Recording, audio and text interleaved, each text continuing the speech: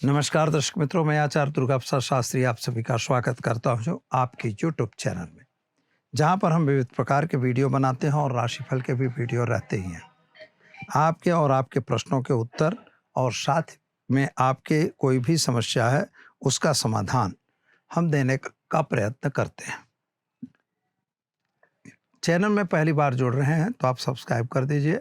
Video आपको अच्छे लगते हैं तो लाइक शेयर कॉमेंट जरूर कीजिए।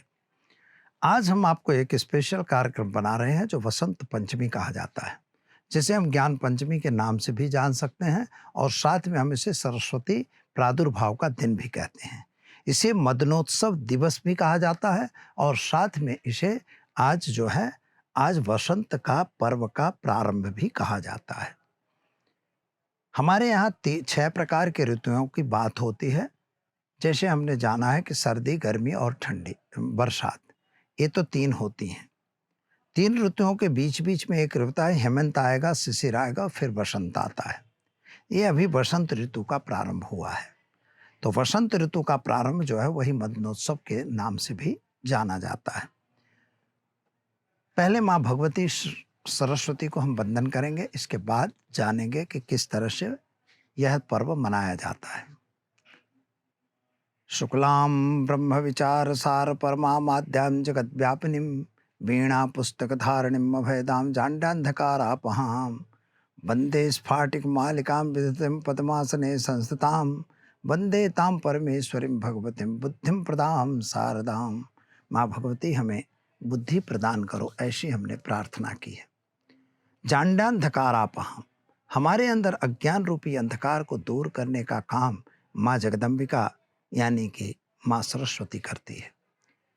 आज बसंत पंचमी का पर्व है। आज के दिन ही माँ भगवती का प्रादुर्भाव ब्रह्मा जी ने करवाया था, इसलिए, और मुख से हुआ था। ऐसा कहते हैं कि ब्रह्मा जी के मुख से आज माँ सरस्वती का प्रादुर्भाव हुआ, यानी उनके मुंह से वाणी निकली। वाणी का मतलब सरस्वती का अर्थ होता है वाणी, आपकी वाणी। तो जब सरस्वती निकली, वाणी निकली, जिसमें आयु उंडले गयो रोज हैवरट लन एमंगंडम जबे खड़तक जब खड़दस खपचट चको पैसक सरल, इस तरह से जब सूत्र निकलने लग गए, इति माहेश्वराणी सूत्राणी संज्ञार्थानी, सभी सूत्र निकले। और यही जो सूत्र निकला, यही वास्तव में ये सूत्र जो निकले हैं वही सरस्वती हैं, माता भगवती है।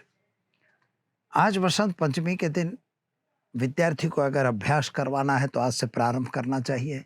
कोई छोटे बच्चों को अगर विद्यालय में भेजना है तो आज उसको पहले कुछ लिखा दो और उसकी पूजा करवा दो, सरस्वती माता की पूजा करवाओ और फिर उसे स्कूल में रख सकते हो। पहले के समय में क्या था कि पाठशालाएं चलती थी, विद्यालय चलते थे, जहाँ लड़कों की गुरुकुलों में हम लोग रहते थे। पढ़ाई लिखाई का पैसा नहीं देना पड़ता था। अभी तो खूब पैसा देना पड़ता है। अगर आपके पास पैसे हैं तो पढ़ सकते हो, नहीं तो जाने दो, वो चीज़ अलग है, उसका हमारा विषय नहीं है।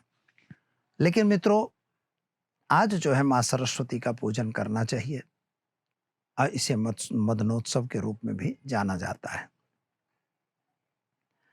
ऐसा कहा जाता है, सरस्वती का पूजन, अगर मान लीजिए कि लड़का पढ़ने में कमज़ोर है, उसको विद्याभ्यास में तकलीफ पड़ रही है, पढ़ाई में को थोड़ा ध्यान कम दे रहा है, तो ऐसी बात में ऐसे लड़कों के लिए हम लोग यहाँ, हमारे जो पंडित लोग हैं, विद्वान लोग हैं, तो यंत्र बनाते हैं। वो यंत्र उनको अभ्यास के लिए दिया जाता है। अगर उसको चांदी या सोने में, चांदी में बनाकर और उसको उनके गले में पहना दीजिएगा तो वो पढ़ने में लड़के अच्छे हो जाते हैं।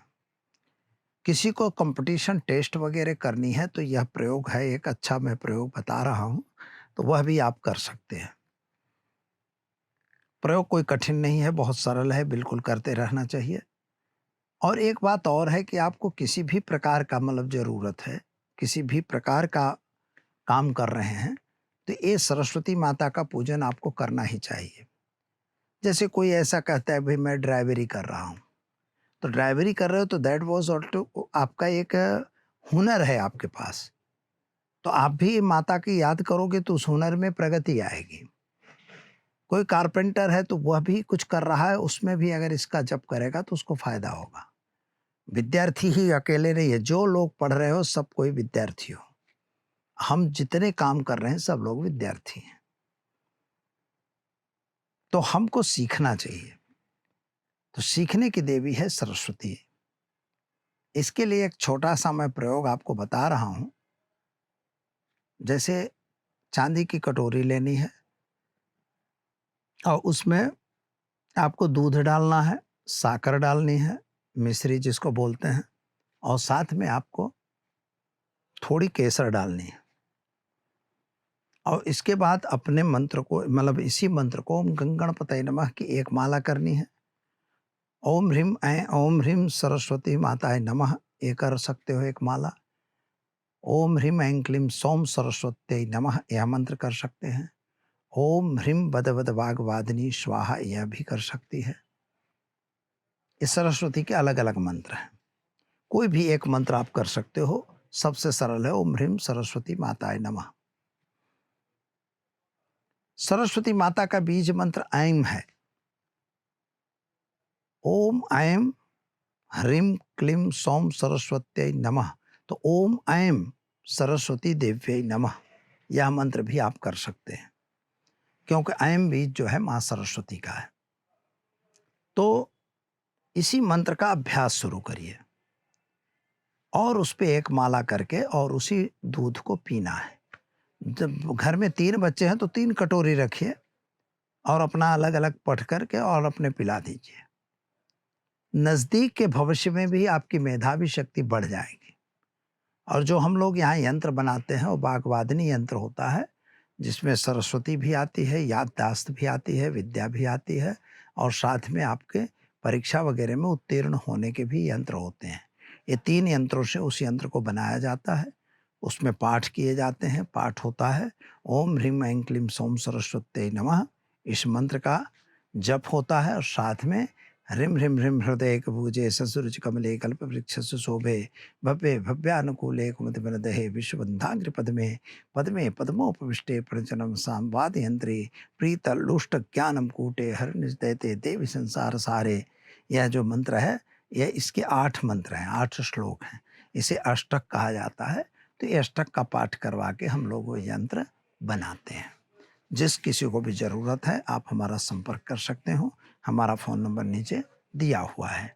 तो इस तरह के यह मंत्र आप प्रयोग करिए, निश्चित आप कंपटीशन में भी पास होंगे, हर जगह आपकी प्रगति होने लगेगी।